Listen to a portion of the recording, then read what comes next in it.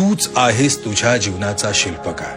नशिबात असतं तसं घडत नाही तर आपण घडवू तसं नशीब घडतं हे जगाला सांगून जग सुखी करण्याचा वसा घेणारे, जीवन विद्या मिशनची निर्मिती करणारे, गरिबांना वरदान, श्रीमंतांना आधार आणि विश्वाला उपयुक्त अशी विश्व प्रार्थना जगाला देणारे ज्ञानसूर्य आदरणीय सद्गुरू श्री वामनराव पै यांच्या 100व्या वाढदिवसानिमित्त त्यांना कृतज्ञतेने त्रिवार वंदन.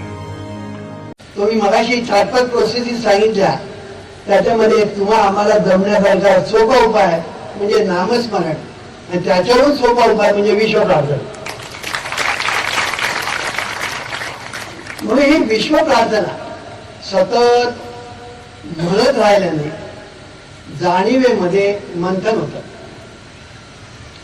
आपण ज्यावेळेला प्रार्थना म्हणतो तेव्हा प्रार्थना आपण म्हणत असताना त्या जाणीवेमध्ये मंथन होतं.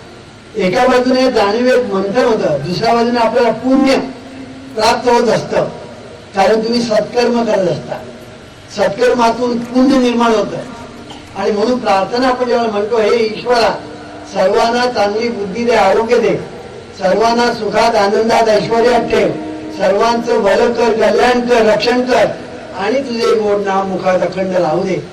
ही प्रार्थना आपण जेव्हा म्हणतो तेव्हा एक फार मोठं सत्कर्म आपण करत असतो हे लक्षात ठेवा.